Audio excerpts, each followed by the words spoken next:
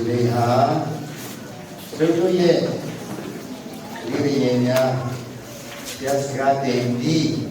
Thai Danda We Sute Sugo Anti Yame Kandi Yame Would you say Delivery to the body Hachapol Tiabia John Ford again Central Zampena and Buddha Militan Pana Hachapol in the Zodiga Lady Gucci Solution and I got go Hobia Nation Nagama Dindo Bedia Mashima Belubebone, 1,000, Belubebone, Dino, Butindi, Usi Song, 19, Piaki, Bongo, Butisha, Beijing, Arima, Bonji, Pimeludi, Sister Pimeludi, Damasia Pimeludi, Siado Pimeludi, Pani, so let's say Buga. Imadama, Aji, Gazarana. Tindo ye Nalamini Pide. The Jerunia, a Kulu, a Glone, Soma, Badadiama, Shibu Solution, the He, Through Chipian Lareka, Babaduane, Long Wallet and Kauru Mayarode, Jonji Chinha, we Kon Through Singing Swane, Archine Swane, Loga ye, Kiyatuama. Loka Kake, which only dine. A team sheep, Hikoya sheep, Piakingo, Yonchi Chene, Noni Chene, Wepe Beach or Dwame, Neyetiga. Through a 12 Shiro, who was red. Check out. 所以是啊，就是啊，你把你招收，所以说，可怜点我弟弟姑，那叫我那个姑有姑有，顶多有，你把你有，啊你亲家人，用几千姑，顶多姑，你还得给呢，就说生来的咯，上山那呀啊，所以，家嘛这里对西亚那批发。 ဒါကြောင့်မလို့ဒါကိုခြုံပြောမယ်ဆိုလို့ရှိရင်ဒီအတင်းတော်မဆိုအတင်းတော်မှာလူကြီးများဆရာတော်ပါဝင်ဘုံဘုံစစ်စာဓမ္မဆရာဒီခင်ဖတ်ခင်အိမ်မှာမိဘတစ်ပါးတင်းတို့ပါဆိုရင်ဆုံးလေလို့မေးလို့ရှိရင်အများကြီးရှိတယ်အဲ့မှာအကြီးကြီးဆုံးတစ်ခုပြောပါဆိုလို့ရှိရင်ကျွန်တော်တတိကျွန်တော်သားလေး ကျွန်တော်မရှိတော့တဲ့အခါအသက်ကြီးလို့ဒီဘဝကနေထွက်ခွာသွားသောအခါဒီသားသမီးတွေကဒီယုံကြည်ခြင်းမှာနေအောင်မလားရှင်သန်နေအောင်မလားဆိုတာအစိုးရဆုံးဖြစ်တဲ့တကယ်မိဘနေရာဖြစ်တယ်တကယ်ဘာသာတရားနဲ့တွားနေတဲ့မိသားစုရဲ့ပုံစံ ဘုရားသခင်ကလည်းအဲ့လိုပဲပြောလိုက်တယ်။ဒါကြောင့်ဒီနေ့ကိုကြည့်မယ်ဆိုလို့ရှိရင်အဲ့ဒါတွေရဲ့အခြေအဖြစ်တစ်ခုဖြစ်တယ်။ဘုရားသခင်လည်းဝတ်မြောက်တဲ့နေ့ဖြစ်တယ်။ဒီနေ့ချမ်းသာကိုထောက်ရှုပါဆိုလို့ရှိရင်သခင်ဘုရားကခရီးသွားတယ်။သခင်ယေရှုနဲ့တပည့်တော်များခရီးသွားတယ်။အဲ့ဒီမှာသူတို့ကခရီးသွားပြီးဆိုရင်ဘယ်နေရာသွားတတ်လဲ။ဂျူဒာကနေ Israel, Alebaswe, Samaria, ne, Chatoya, Samaria, so in the road to Druga, Kapia, Hite, Judy Jaro, the Gates Evo, the Yapiatori, Naruma, Pia, Tani, the Alegas, Maria, Nejaro, Chatua, Yigu, Maru, the Tashin Dog. The kids who got a matwa, the kids who are a shop, who measure a shop, the way she had departed. The data would know what more later. The kids who are all cut down below the car, Z-Twin, Zago, Z-Twin, my beauty, Yone, to do the job, Rojas. You the crab paper, the same she did. Eh, she had 2 more blacks, Maru Baloji down the lane. ပေးနိုင်ဘူးပေါ့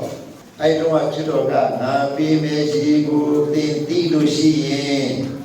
ငါ့ကိုမပေးဘဲမနေဘူးအမေတိကမလေးပုံလည်းမရှိချိုးလည်းမရှိဘလို့ဇီတွင်းထဲကနေခတ်နိုင်ပါလေတဲ့ဗာနဲ့ညာနဲ့ပေါ့နော်ဆိုတော့အဲ့ဒါကစမာရိယနောက်ပါတော့တကယ်ဆိုကသူ့ရဲ့ပုံစံဒီနေပုံထိုင်ပုံဒီတိတ်တကူနဲ့ယောက်ျားဘလောက်9ယောက်ရှိတဲ့အကြောင်းဒီပြောပြလိုက်တဲ့အခါကျတော့အိုးမေစီယာစကိုတဲ့အခါထိုင်ဒီဇွာသေးကိုတွားပြီးခါမှ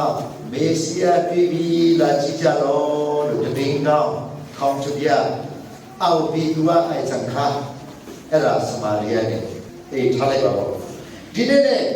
နေဆန်မှာတွားတယ်တဲ့ချင်းစုပေါင်း10ယောက်အဲ့10ယောက်ကနူနာလေးကလေးတော်မျိုးရသူတွေမတွေ့သေးဘူး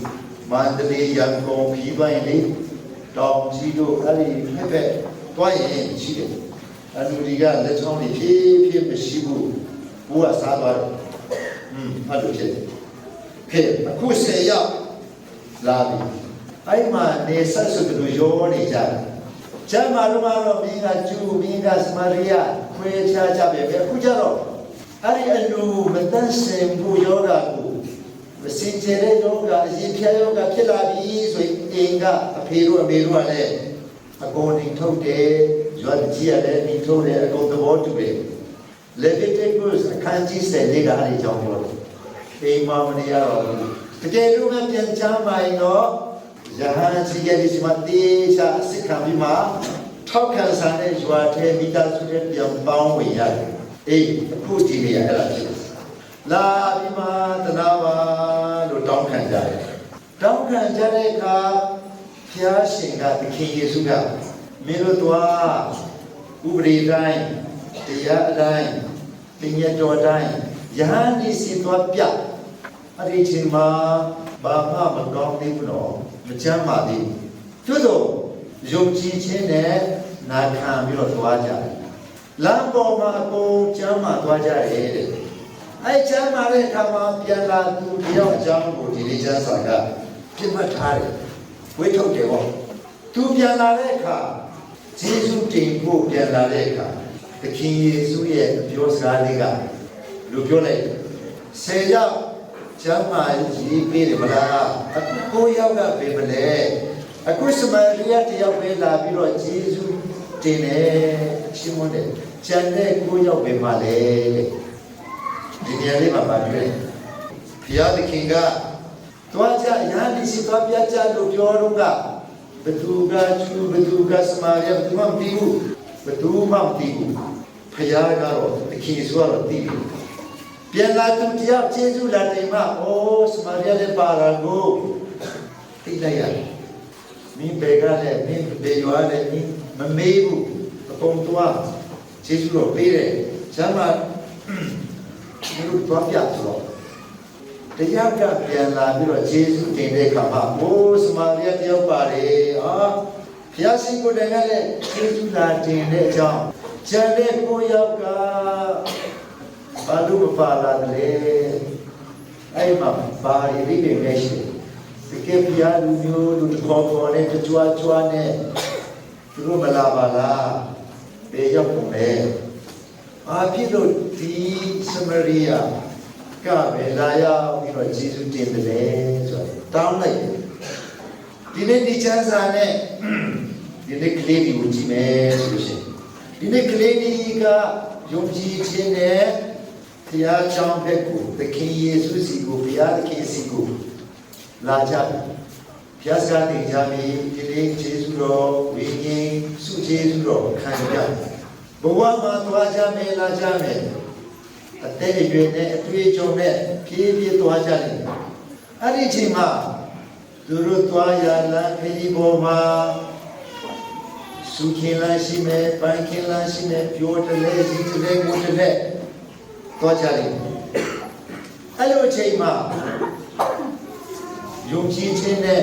ဘုရားသခင်ဖက်ချင်းကပ်တတ်မလားခုနဆေရောက်တော့သူကယုံကြည်စွာနဲ့ဘုရောကျမ်းမာခြင်းနဲ့ဘုရားသခင်ကယုံကြည်ခြင်းနဲ့ပြန်လှည့်တတ်ခြင်း ဒီနေ့ဘုရားကတင်ခြင်းဝိညာဉ်တော်ကျေးဇူးပေးခြင်းဥတည်ချက်ဖြစ်တယ်ဒီနေ့လောကမှာကျေးဇူးတော်ခံလေးလေးအစဉ်ပြေလေးလေးဘုရားကြောင့်မလေးဝေးလေးလေးဘုရားတရားကင်းမဲ့လေးလေးဒါကဘာကြီးဖြစ်ကျွန်တော်တို့ခင်ဗျဖြစ်တဲ့လောကလူသားပုံစံစရိုက်ဖြစ်ဒီနေ့ကျေးဇူးတော်ခံပြီးမှကြားမှသွားပြီးမှတားပျော်လုံးလို့ကျေးဇူးရှင်စီမရောက်တော်တဲ့အဖြစ်မျိုးကလည်းအများကြီးရှိတယ်သူတို့ကတော့အဖေတို့သာဝန်တာမှာထွေးပွားလာကြပြီးငါတို့မျိုးပြင်းမှာဒုက္ခတွေဖြစ်နေကြပြီးတကယ်ချင်းဒီလည်းပဲသွားပြီးတော့ပွဲလေးပါလေးခံရအောင်မယ်အဖေတို့အမေတို့စီအဲ့ဒီဟာဒီကတအားပဲအရှိကိုဒိုးလုံးနဲ့တွားလုံးနဲ့ပုံစံလေးတွေ့ရတယ်အဲ့ဒီခါမှာကျန်ရည်သူကျေးဇူးတော်ရှင်ကျေးဇူးရှင်ကျန်ရည်တယ်ဒီနေ့မိမိတို့ရဲ့တွားရာဒီလောကမှာလေဒီချက်ကလေးဒီနေ့ကျမ်းစာကတတိပြုခိုင်းတယ်မိဘဒီမမေ့တဲ့ဘူးကျေးဇူးရှင်ဒီမမေ့တဲ့ဘူးသူတဲ့ဘုရားသခင်ဟိုအရင်တော့လေသူကသာချူစားတယ်အခုကျတော့အဲ့လိုဖြစ်သွားကြတယ်ဆိုတော့မိသားစုရဲ့အကြောင်းအများကြီးလူသားရဲ့အကြောင်းအများကြီးဘေးနားမှာအများကြီးအဲ့ဒါဒီနေ့ကျမ်းစာဖြစ်တယ်အရင်တုန်းကတော့တအားချူစားခဲ့ကြတယ်အခုတော့မပါလာတော့ဘူးဆိုတော့ကြံရစ်သူများဖွဲ့အဲ့ဒီအတွက်ဒီနေ့ဝိညာဉ်ခွန်အားတကယ်လို့လေဒီဝိညာဉ်ခွန်အားနဲ့ဒီဉာဏ်လုံးလာတဲ့ခေတ်ကြီးကိုကြော်ဖြတ်ဖြစ်တယ်စင်ခေါ်ခြင်းနဲ့ဝိညာဉ်ထားတဲ့ဒီခေတ်ကိုဒီအငယ်လေးတွေထူးသဖြင့်အခုတော့ဘောအောင်ဒီသေးဘူးဆိုဒီ form လေးနဲ့စိတ်ထဲမှာဝိညာဉ်လေးကရှင်လန်းမှုတစ်ခုရှိတယ်အခုကျွန်တော်ပြောနေတာကဘယ်လိုသိချင်မှသိမယ်သို့တော့ဟိုးချိန်တဲရွေနဲ့တကယ်ကြုံလာတဲ့ရင်ဆိုင်လာတဲ့စင်ခေါ်မှုတစ်ခုမှာဒါတွေကအာပြုရဘုရားသခင်ကိုပြန်ပြီးတော့ဖဲ့နိုင်တဲ့လမ်းကြောင်းခွင့်ရဖြစ်စေမှာဖြစ်ပါတယ်နပိုလီယန်ကြီးကသူတို့တခွင်ကိုတင်ပိုက်ပြီးတော့စစ်အောင်ခဲ့စစ်ပွဲအလီဒီမှာပျော်စရာကြီးအောင်ပွဲနဲ့ပြန်လာတယ်ဂျိုးဆိုတာကတောင်းဖြတ်နောင်ကြတော့တရားလေးမှာငါတို့စစ်ပူကြီးပေးတယ်မှာပျော်ဆုံးလေလို့ဝေချင်ပါတဲ့တရားမှာမေးတဲ့အခါဘုနိုင်ငံသိမ့်ပိုက်တဲ့အခါဒီနိုင်ငံသိမ့်ပိုက်တဲ့အခါပျော်ဆုံးလို့ထင်ကြတာတပည့်ကသူကဘာပြောတော့မှလဲကျွန်တော်ငယ်ငယ်တုန်းကမိဘဒီနဲ့တကယ်ချင်း Sunday School ကလေးရွေးရည်နဲ့ uniform ကလေးနဲ့ပထမကိုရောမြတ်ခံယူတဲ့အချိန်မှာအပျော်ဆုံးတဲ့အဲ့ဒီတော့ကသူပြီးတော့ပြီးမှာမဟုတ်သူတော့ဖြည်းဖြည်းနဲ့ဖြတ်တန်းတယ်စပူကြီးဖြစ်လာတယ်တကယ်ပင်ဒီပြီးမှကြီးဆုံးဖြစ်လာတဲ့အိမ်ပါရအဲ့ဒီအချိန်မှာသူအပျော်ဆုံးကိုရွေးချယ်ခိုင်းတဲ့အခါဒီနေ့ကိုရောမြတ်ခံယူတဲ့နေ့ဒီနေ့တော့ဂျေဇုတော်ဝိညာဉ်ဂျေဇုတော်ခံယူတဲ့နေ့ပေါ့အဲ့ဒီနေ့ကဘယ်ချိန်မှပေါ်လာလဲအတွေ့အကြုံများချင်းနဲ့အသက်အရွယ်ကိုတဲ့အခါအဲ့လိုနဲ့သူဟာနောက်မှာတော့ပြည်နေရတဲ့ဟေလေနာချွန်လေးမှာတသက်တချို့မှာနေရတယ်ဘုရားတရားလေးနဲ့အဲ့လိုနေခဲ့ရတယ်အဲ့လိုနေချင်းကိုသူပွင့်ပိုက်နိုင်ခဲ့တယ်ကြော်ဖြတ်နိုင်ခဲ့တယ်နေထိုင်တတ်ခဲ့တယ်အဲ့ဒါကငယ်ငယ်တုန်းကကြားယူခဲ့တဲ့ဘုရားစကားဖြစ်ပါတယ်ဘုရားသခင်ကိုပိုင်ဆိုင်နိုင်ခြင်းဖြစ်ပါတယ်ဒါကြောင့်မလို့ဒီနေ့ပေါ်လူကထောင်အိမ်ထဲကနေသူ့တပည့်တိမောသေကိုစာလွှာရေးလိုက်အားပေးတယ်ငါဒီတဲ့ဒီတည်ကောင်းဒီဖျားရှင်သခင်ယေရှုအတွက်ဒီလိုအချင်းခံနေရတယ်တဲ့မင်းကတော့ချူစားပေါ့အဲ့မှာဗာချက်ပြောတယ်ငါကိုရောရှင်းထောင်နိုင်တယ်အချင်းချင်းမှာချနိုင်တယ်သို့တော့ဘုရားသခင်ရဲ့တည်ကောင်းဘုရားပတ်တော်ယုံကြည်ခြင်းကိုဘယ်သူမှအချင်းမချနိုင်ဘူးတဲ့ဆိုဒီနေရာလေးမှာဘာပြောချင်လဲဝိညာဉ်ခွန်အားတရှိသောဝိညာဉ်တော်ရဲ့ခွန်အား အဲ့ဒါလေးအချင်းတဲ့အမောင်ခံတဲ့တတိလေးအချင်းအမောင်ခံတဲ့ရောက်သွားတော့လေဘာမှဖြစ်သွားတယ်တကယ်လို့ပေါ်လို့ဆိုလို့ရှိရင်အချင်းတဲ့ရှိတဲ့ဆိုတော့ငါလုံးမဲ့ gospel ဒီသွားမယ်ဘာသာတူရီနဲ့တွင်းဆောင်မယ်ဆိုတာတွေကကြိုက်မှကြိုက်သို့တော့အခြေအနေရမဖြစ်နိုင်တော့ဘူးထောင်ထဲရောက်သွားအဲ့မှာငိုနေဖို့ပဲဟောရငါစိတ်နာလိုက်တာဆိုတစ်ချိန်လုံးကြီးဖို့ပဲမကြီးဘူးထောင်ထဲကနေ rejoice in the Lord ဘုရားရှင်နဲ့ဝမ်းမြောက်ကြပြောကြအဲ့လိုအပေးဒီနေ့ဒီမောသေးကိုလည်းထောင်ထဲကနေအပေးဘေးနေရာရောက်ရောက်ဝိညာဉ်တော်ပိုင်ဆိုင်ပြီးတဲ့အခါလွတ်တယ်လွတ်မြောက်ခြင်းရှိတယ်ဒါကြောင့်မလို့ဒီနေ့ရဲ့ကလေးဒီဘောမှာဝိညာဉ်တော်ရှိကျေးဇူးပေးတယ်ဆိုတာဒါဖြစ်တယ်ကလေးဒီအရှိမထိုင်ပြီးတော့အနောက်ကအကိုကြီးအမကြီးအဖေတို့အမေတို့ကလည်းပြန်လဲပြီးတော့တစ္ဆာနဲ့ renew have swap လုပ်တဲ့နေလေဖြစ်ရတယ်မှာဘုရားကိုထားပြီးတော့နောက်ကြောင်ပြန်နေဝိညာဉ်တော်ရဲ့အာရကုတဲ့ချက်တန်းလာဖို့ဒီလောက်ခက်ခဲတဲ့ကိစ္စမှာတဘောလူလူခံခြင်းလေးတွေကနေအားပေးနိုင်စွမ်းဒီနေ့ကျွန်တော်ဘဝကြီးသွားနေတဲ့အခါမှာပေါ်လူလူပဲခက်ခဲပေါင်းများစွာရာချမ်းစေသို့တော့ယုံကြည်ခြင်းကလေးလာတဲ့ဘုရားရှင်ထားလေးလာတဲ့ငါသွားမယ်အဲ့လက်ဆောင်ကိုစစ်လို့မယ်ငါရှိနေတဲ့အချိန်မျိုးမသိတာတော့မှသူကပြောပြမယ်အဲ့ဒီခွန်အားအတိအပွင့်ခုနှစ်ထွေရှိတဲ့ဝိညာဉ်လက်ဆောင်ကိုပို့ပေးမယ်ဆိုရက်အပိတန်အဲ့ဒါကိုမကွဲမချပေးတဲ့ဘုရားရှင်ဟိုးအရာရာမရှိတော့တဲ့ဘဝရဲ့ဆုံးရှုံးမှုနဲ့ရင်ဆိုင်တဲ့အခါအဲ့ဒီတခုမရှုံးဘူးရှိတယ်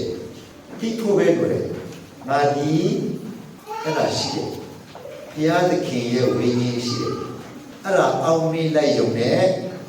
ပဂတိရှင်သန်ခွင့်ကြော်လွန်နိုင်ခွင့်အောင်မြင်ခွင့်အောင်နိုင်ခွင့်ရှိတယ်ကျွန်တော်တို့ချက်ပြောတယ်ဒီလိုနေရမြမှာဒီမောဒီကိုပေါ်ကEphesus မှာရှင်းနေတော့အားပေးတဲ့တာသူကငယ်တယ်လူမမေလေးဖြစ်တယ်လူပြပါစားလေးသူမရှိကတော့ကြီးတယ် Ephesus ဆိုတာတကယ်လူကြီးသူကြီးရှိတဲ့နေရာရောမပြည်ဆိုလို့ရှိရင်အဲ့မှာဘာလဲရောမကိုလိုနီနယ်ဆိုတော့ကုန်တဲ့ကြီးကြီးစစ်ပိုကြီးကြီးကျန်တဲ့ဆရာကြီးကြီးပညာရှင်ကြီးကြီးရှိတဲ့နေရာမှာသူလေးကပေါ်လူကရှင်းထွက်တယ်ကြောက်တာပေါ့လိပ်ပြမလုံးဘူးဒီတော့ကြည့်လိုက်တဲ့တော်လေးသူကြီးပဲသူထက်တာလွန်တဲ့ဘဝဝင်ခြင်းမှာသူနဲ့ကြောက်တယ်ဆိုရဲရိပ်မိကူဟာဆရာကြီးကထမ်းသိတယ်ဆရာကြီးပြီးအဖြေရှိတယ်သူပေးလိုက်တဲ့အဖြေကဘာလဲမင်းမကြောက်နဲ့လို့မပြောဘူးအဲ့စကားနဲ့မပြောဘူးမကြောက်နဲ့မပြောဘူးဘယ်လိုပြောလဲအဲ့ဒီဟာကိုဘယ်လိုပုံပေါ်လဲမင်းကိုတဲ့မင်းပေါ်မှာငါလက်တင်တို့ကစင်ကြွလာတဲ့မင်းခံယူထားတဲ့ဝိညာဉ်တော်ကိုသတိရလိုက်ဒါဒီတခွန်အားဖြင့်ပြောမယ်ဆိုလို့ရှိရင်ကျွန်တော်တို့ခေါ်တဲ့ sacramentu နဲ့အားပေးတယ်လက်တင်တာကဘုတမန်တော်တို့ခိကနေတကိစုကျနေလက်တင်ခြင်းဟာ apostolic successor ရဲ့ဝိညာဉ်လက်စကမ်းခြင်းလက္ခဏာဖြစ်တယ်ဆိုတော့ဘောကလည်းလက်တော်ပေါ်တင်တဲ့ခြင်းမိယာရှိတဲ့ဝိညာဉ်ကိုဝိညာဉ်တော်ကိုတရှိသောဝိညာဉ်တော်ကိုတရိယာလိုက်အဲ့ဒါဘာလဲတူတယ်မင်းမကြောက်နဲ့မင်းအဲ့ဒါရှိတယ်လေအောင်မေးလိုက်ယုံနဲ့ခွန်အားသေးများဝင်လာတယ်ဘလောက်ကြာမှလာမယ်တော့ခေါ်တန်ကြဲလာတယ်ဘုရားသခင်ရဲ့ဝိညာဉ်တော်ရဲ့ဒုက္ခဖြစ်တယ် on the spot မှာကွတိမှာလာတယ်အဲ့လိုဟာလူကြီးစုတော်ဖြစ်ပါတယ်ဒါကြောင့်ဒီနေ့ဒီပါများ လူကြီးမောင်မင်းများစကရမေခံယူရသည်တောင်းထိုးထားပါ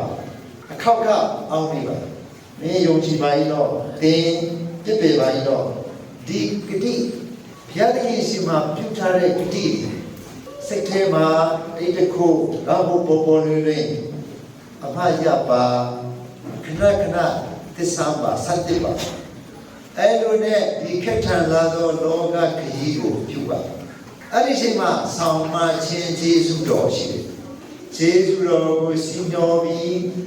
တွားရတဲ့ဟာမျိုးလိုပဲပြောကြစို့အဲ့ဒီမှာခက်ခဲဆုံးလူကလည်းလေချုံပြီးတော့ဝန်ပြနိုင်စွာရှိတယ်ဒီဆာလန်ချန်ဟာခုနနာမန်လို့နော်နာမန်ကဘလူကြီးတွားပြီးတော့ဂျေရုဆလင်ဂျော်ဒန်မှာခုနကသွားစစ်ကြောလိုက်အိုးကျမ်းပါသွားတယ်ခုနကပေါ်လူကလည်းဒီမောဒီကိုမိမခံနိုင်ရှိရမယ်ငါတော်မှကြီးထောင်ထဲမှာဒီနှုတ်ဘတ်တော်ဒုမှထိထုတ်လို့မရဘူးအားရှိပါ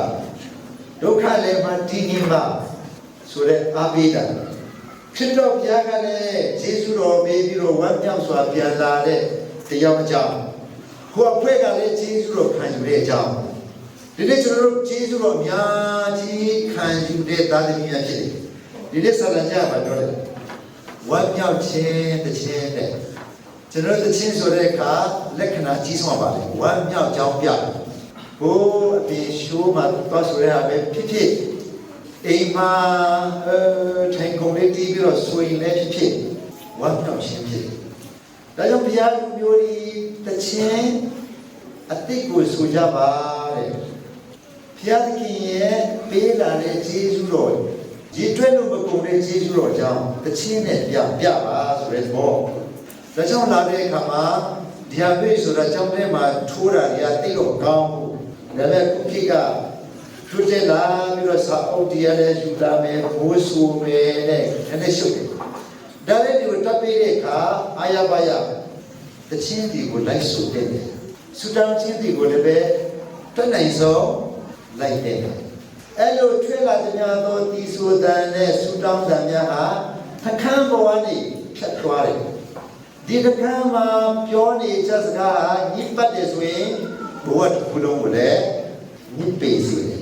ခုနကဘုရားသခင်ဒီဆူတောင်းတန်ဒီကျမ်းစာတန်ဒီရိုဇရီဒီတွတ်ဆိုနေခြင်းရဲ့ပစပ်ဖြားလေးဆိုပေမဲ့သခင်ယေရှုတော်တမန်ကျမ်းစာတော်ရောဒီပစပ်ဖြားအကြောင်းပြောတယ်နော်စင်ကျေးစွာဒီကနေနော်စံပေါက်ကနေရှိအနောက်ရောရှိကြောမထွက်နိုင်ပါဘူးတဲ့ယုံကြည်သူများပစပ်ပေါက်ထဲကလည်းပဲမကောင်းတဲ့အကြောင်းဒီနဲ့ခုနကနှုတ်ပတ်တော်နဲ့အခွင့်မပြုအဲ့ဒါလေးမှာမပြောချင်ကောင်းတဲ့အပဲပြောစီချင်တယ်ခရစ်တော်ကလည်းပြောတယ်အေးအထေထေကရှိသည်များတော့ဤတိညပယဟာနှလုံးသားထဲကဟိုးယေရှုတရားတွေထွက်တယ်တဲ့အဲ့မှာပြောတယ်လူဒီစီယိုဝင်သွားတဲ့အခါလူကိုပတန်းမညစ်ပေစီဘူးတဲ့ထွက်သွားတဲ့အခါညစ်ပေစီတယ်တဲ့အဲ့ထွက်သွားတဲ့ဆိုတော့ပစပေါက်ဖြစ်တယ်ဟောပစပေါက်ကနေထွက်ပြီးစမကောင်းကြောပြောလေဤပန်လေစိတ်ထဲမှာလည်းကိုပြောတဲ့စကားကြီးကအရင်ခံအဖြစ်တဲ့ဘဝကိုအဟောက်ဆက်ဖြစ်စေဖြစ်တယ်ဒါကြောင့်မလို့ဒီဆာလန်ဒာဟဲ့ပြီးတော့ကလေးတွေဆိုကြတယ်ပါဝင်သူကျွန်တော်တို့အားလုံးလည်းတနိုင်တော့တန်ပြန်လက်မှာတော့လိုက်ကြတယ်ပြီးရင်တခြင်းဆိုတဲ့အခါမှာလည်းတခြင်းတိကိုဆိုကြတော့ဆိုတဲ့အခါနေတဲ့တခြင်းတိဆိုတော့ဖွဲ့တယ်ဘူဘာပြောချင်တယ်ဒီချင်းမနဲ့ရတဲ့ခင်ကတပါလုံးတော့နော်ဘဝတစ်ခုလုံးဒီနေ့ထိဆောင်မလာတဲ့ကျေးဇူးတော်ကိုတခြင်းနဲ့အာရပါရတုံ့ပြန်စေချင်တယ်အခုခေတ်မျိုးကြောင့်ဒီရတဲ့တခြင်းလည်းမရတော့ဘူးဆိုနေရတယ်မှာတခြင်းတိုက်ခြင်းလည်းရှိတော့ဘူးကျူရှင်နဲ့ဒီဘက်ကဘုရားချီးမွမ်းမဲ့အတန်လေးတခြင်းတန်လေးခုနကကျမ်းစာတန်လေးဆူတောင်းတန်လေးဟာဖြည်းဖြည်းနဲ့လောကကဒါရည်ကြီးတယ်မိက distinction ဒီဂုံထူရအောင်ဒါကိုအောင်ရအောင် တွိုင်းနဲ့အချိန်အားလုံးကအဲ့ပဲပေးလိုက်ပေးရင်နဲ့ဖရာအတွက်သူနဲ့ပေါင်းဆက်ချင်းမွန်ချင်းဆူတောင်းချင်းနဲ့စက္ကချင်းတွေဟာအဲ့ပဲကုန်သွားတယ်ကျောင်းသားရဲ့အခါကလေးကလိုက်မသွားတော့ဘူးကျောင်းထဲသာထိုင်တာသူများဆိုလည်းဆိုတတ်တော့ဘူးဆူတောင်းချင်းမှလည်းမပါဘူးဒီခက်ခဲတွေကြောင့် screen လေးကရောက်လာတယ်အများကြီးထောက်ပို့ပြပါတယ်အဲ့လိုလိုက်ရုံနဲ့ခဏလေးကရပ်သွားတယ်ဒါကြောင့်ဒီသိပ္ပံပညာ technology ကိုကျေစုတင်ရမှာဖြစ်ပါတယ်အဲ့ဒီကိုကျွန်တော်တို့မြန်ဝင်စန့်ခိုင်းခြင်းဖြစ်ပါတယ်ဒါကြောင့်မလို့ကိုလောကကနေရုံထွက်ခြင်းမှာအမျိုးကိုနီကိုဟန်နဲ့ဒီနေ့10ရောက်မှတယောက်ပဲရုံထွက်လာနိုင်တယ်ဆိုတဲ့အကြောင်းကအမှန်တရားဖြစ်ဘာသာရေးမှာလောကကနိုင်စားတယ်။ဒါဆိုကတာတယ်လောကသူ့ရဲ့နိုင်ငံလည်းဖြစ်တယ်။ဒါကြောင့်ဒီယေရှုကငါနဲ့ဆိုင်တဲ့နိုင်ငံ kingdom solution ငါလူဒီထွက်လာပြီးတော့ငါကိုကယ်မှာဖို့ဆိုတဲ့အတုံးလုံးကိုကိုရောကသူ့ရဲ့တရားစီရင်ခံမှာဖြစ်ဆိုခဲ့ပြီးပါဓမ္မကျမ်းစာတော်ပြောချင်တာပါဒါကလက်ဆိုးနိုင်ငံကြီးဖြစ်တယ်ကြီးသည်များတရေဖတ်သည်များအဆိုးကအားတာတဲ့ခေဖြစ်တယ်တရေစာမှာလည်းအဆိုးတွေအရင်နဲ့ဆုံးတာ view နဲ့ like အများဆုံးဖြစ်တယ်ဒါကြောင့်ကောင်းတဲ့ကိုယ်ဆွေးချပြီးတော့အဆိုးနဲ့ like ခိုက်တဲ့ခေဖြစ်တယ်ပြောချင်တာပါဒါဒီမှာရုံထွက်အားဘလောက်ဖြစ်ခဲ့တယ်ဆိုတဲ့အချက်ဒီနေ့10ရောက်တဲ့မှာတယောက်ပဲရုံထွက်နိုင်တယ်ဆိုတဲ့တာကဒါကြောင့်မလို့ဒီနေ့ကလေးလေးကြီးဟာအဲ့ဒီတရားယုံအားဒီဝိညာဉ်တော်ရဲ့ကျေးဇူးတော်ကြောင့်ရှိလာမယ်ဆိုတဲ့ဂတိရတာတည်းအားလုံးကလည်းနေစဉ်တုံတွေ့နေရတော့ဘုရားလောကရဲ့လောကတံစိတ်ခံကိုပေါင်းများစွာကနေဒီနေ့စမာရိတန်လူမျိုးတရားပေးလာပါလားဆိုတဲ့လို့ဒီတရားဟာလူရှိမှဒီကိုဒီမှာပြီးဘူးသူတို့ဘုရားသိတယ်။အိုးစမာရိတန်တရားပဲလာတယ်။တန်းပြီးတော့တိမပြုတ်လိုက်တယ်။အခုတော့သူကဒီလိုရောပြီးတော့ဘသူဘေဝါဆရာတော်လည်းဒီဖုံလည်းဒီဖုံစီတော်လည်းဒီစစ်စားလည်းဒီဘူး။သူတို့ဘုနဲ့ဒီနေ့ပြန်လာသူကိုဖြစ်တော်ကဂျိုးဆိုပြီးအားပေးပြီးတင်ခန်းစာပါပေးလိုက်တဲ့တရားပဲလာပါလားစမာရိယတာဆိုတော့အထင်အသေးဆုံးလူပါလားလူကအတိုင်းဝိုင်းလေပါလူစီမနီဘူးလို့အတင်းခံပြီးတော့အတင်းပြင်းနဲ့အနိုင်ကျင့်တဲ့အပေးခံတဲ့တယောက်ပါလားဆိုတဲ့ကျမ်းစာဖြစ်ပါလေဒါကြောင့်အဲ့မှာအားလုံးကနေရာရှိတယ်ဘုရားသခင်စီရုံးထွက်လာသူဒီနေ့သခင်ယေရှုရဲ့တရေကောင်းမှာပါဝင်ဖို့ဖြစ်တယ်ဒါကြောင့်ဘေးပဝန်းကျင်ကတီးတီးမတီးတီးကိုရောကတီးတယ်စမာရိယတာအတီးပြီဆိုရဲဒီနေ့ဖွင့်ဟတ်တာကျွန်တော်တို့အားလုံးရဲ့ခွန်အားဖြစ်ပါလေ